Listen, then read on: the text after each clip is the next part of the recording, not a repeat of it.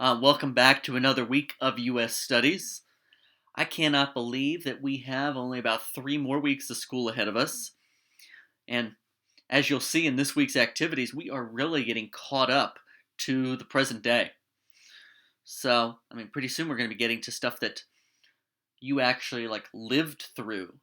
So, this week we're going to look at President Clinton, President George W. Bush, and then leading up into next week where we'll be focusing on 9/11.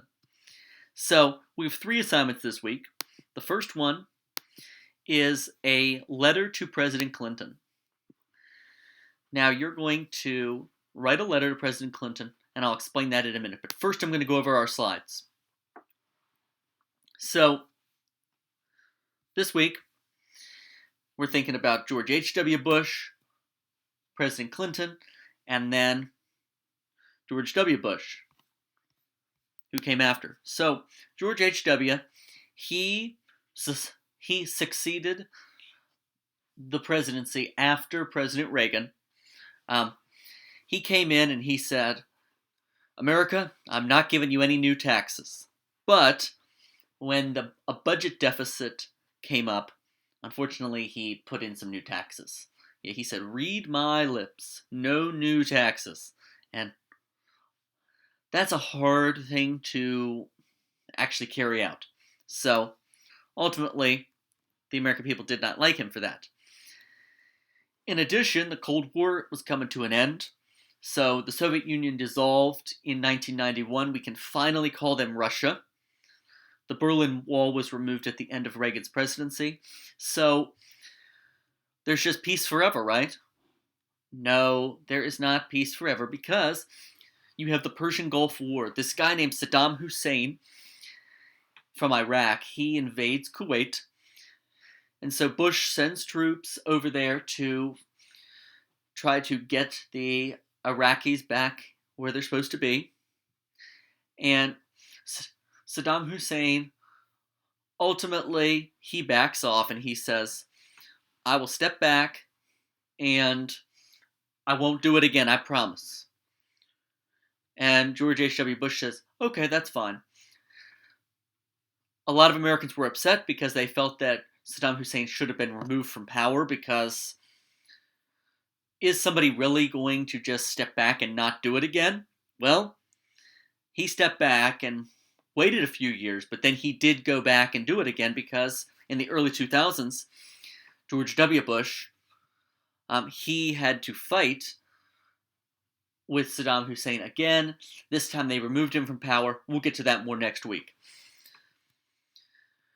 So, in the election of 1992, you had a pretty evenly matched fight between President George H.W. Bush and this guy, Bill Clinton.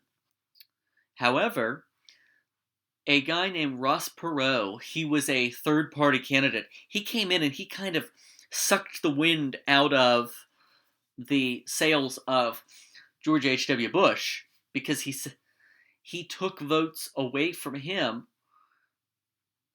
and ultimately handed the presidency to the next president, Bill Clinton. So George H.W. Bush defeated, and Clinton becomes our president. Now, Clinton comes in, and he did some good, but he also did some bad, and that's where your letter is going to come into this. So he pushed for healthcare reform. He said we need to give healthcare to all Americans. It fell apart. Did not work out. So he continued to fight for a balanced budget, for welfare reform. He created this North American Free Trade Agreement so that Canada, Mexico, and the United States could trade things back and forth. And that is still standing today. But his biggest issue that really detracted from him was his scandals. So he had a couple different scandals. The first one was this Whitewater. So Clinton was the former governor of Arkansas. And when he was down there, he had apparently owned some land and raised taxes on that land in order to kick out the people that were living on it. So it looked like he was using insider information and taking advantage of people. This scandal just kind of permeated his presidency. Meanwhile, this woman named Monica Lewinsky, she came to intern at the White House.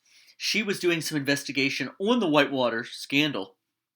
And while she was involved with this, she became in a relationship with the president, unbeknownst to the American public. Well, ultimately, they broke off their relationship, and Monica, she comes out with a tell-all story. And she says, the president and I were in a relationship, and what does President Clinton do? He comes out and he says, I did not have sexual relations with that woman. Well, she produced some evidence that revealed that yes, they actually had been in a sexual relationship, and President Clinton was revealed to have lied under oath. Now, when you lie under oath, that's called perjury, and yes, that is a crime. So, the House Republicans, they brought up articles of impeachment on President Clinton, and they brought up the articles of impeachment. It went to the Senate, and he was impeached, but he was not removed from office because it was a Democratic Senate. Now, this is the thing. This is very similar to what happened with President Trump last year, because Trump was brought up on impeachment charges, but then found not guilty. Same sort of thing with Clinton. So Clinton actually became more popular after he was revealed to have lied under oath and had the affair, because the American public kind of came out and said, he's a man, that's what happens. Now, nowadays, that would not happen because the Me Too movement would definitely blow up Clinton. But at the time, it was like, that's what men do, you know? He made a mistake. He had an affair. That has kept the Clintons in the limelight for a long time. I mean, nowadays, that probably would wipe them out and you'd never hear from Bill or Hillary again. But just a few years ago, Hillary ran for president and almost won. So, Clinton leaves office after 8 years, and it is the election of 2000. This is the closest election in our history. As you can see on the map here, you have a lot of the big ticket states were split. So you have Florida, Texas, went to President Bush, and you have California, New York, Michigan, going to Al Gore. This election was so tight, especially in Florida, that they had to hand check the ballots. They were hand counting them over and over again to figure out who won. So that goes into our second assignment for the week, which I'll get to soon. Okay? So this Clinton letter, what you're going to do is you're going to write a letter to former President Bill Clinton about his involvement in these high crimes and misdemeanors leading to his impeachment. You're going to write a letter saying, you should have been impeached or you should not have been impeached, and here's why.